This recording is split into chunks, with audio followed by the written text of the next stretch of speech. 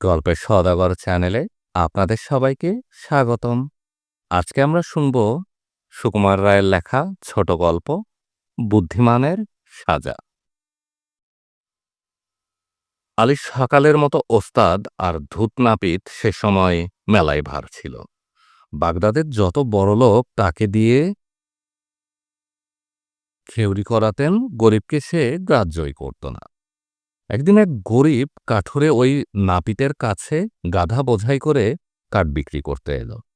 আলী সাকাল কাঠুরেকে বলল, তোমার গাধার পিঠে যত কাঠ আছে সব আমাকে দাও, তোমাকে 1 টাকা দিব।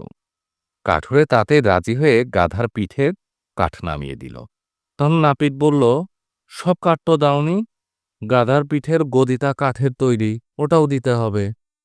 কাঠুরে তো কিছুতেই রাজি হলো না, কিন্তু নাপিত তার আপত্তি গ্রাহ্য না করে গদিটা জবরদস্তি কেড়ে নিয়ে কাঠুরিকে 1 টাকা দিয়ে বিদায় করে দিল।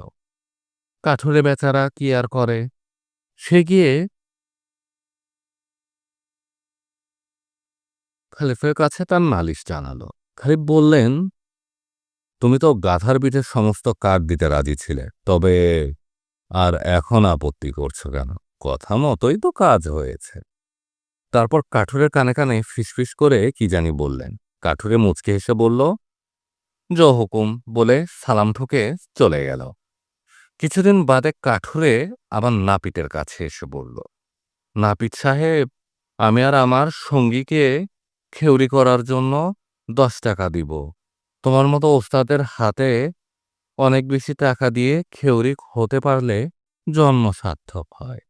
তুমি কি রাজি আছো?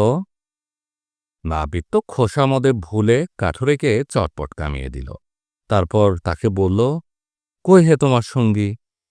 কাঠুরে তাড়াতাড়ি ছুটে গিয়ে তার গাধা টেনে হাজির করল। নাপিত তো বেজায় চটে গিয়ে দাঁত মুখ খিচিয়ে ঘুষি বাগিয়ে বলল, এত বড় বেয়াদবি আমার সঙ্গে!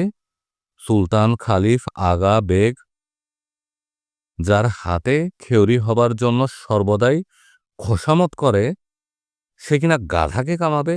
বেরো এখান থেকে। কাঠুরে নাপিতের কথার কোনো উত্তর না দিয়ে শটান গিয়ে খালিফের কাছে হাজির। খালিফ তার নালিশ শুনে আলী সাকালকে ডেকে পাঠালেন। নাপিত এসে হাত জোর করে বলল, দোহাই ধর্মাবতার, গাধা কি কখনো মানুষের সঙ্গী বলে ধরা যেতে পারে? খালিফ বললেন, তা নাও হতে পারে, কিন্তু গাধার পিঠের গদিও কি কখনো কাঠের বোঝার মধ্যে ধরা যেতে পারে? তুমি এ কথার জবাব দাও। নাপিত তো একেবারে চুপ। কিছুক্ষণ বাদে খালিফ বললেন, আর দেরি কেন? গাধাকে কামিয়ে ফেলো, কথা মতো কাজ না করতে পারলে তার উচিত সাজার ব্যবস্থা হবে, জানোই তো। নাপিত বেচারা আর করে কি, গাধাকে বেশ করে খুর বুলিয়ে কামাতে লাগলো। সে তামাশা দেখার জন্য চারদিকে ভিড় জমে গেল। কামানো শেষ হতেই নাপিত অপমানে মাথা হেঁট করে বাড়ি পালালো। কাঠুরেও নেড়া গাধায় চড়ে নাচতে নাচতে বাড়ি পালালো।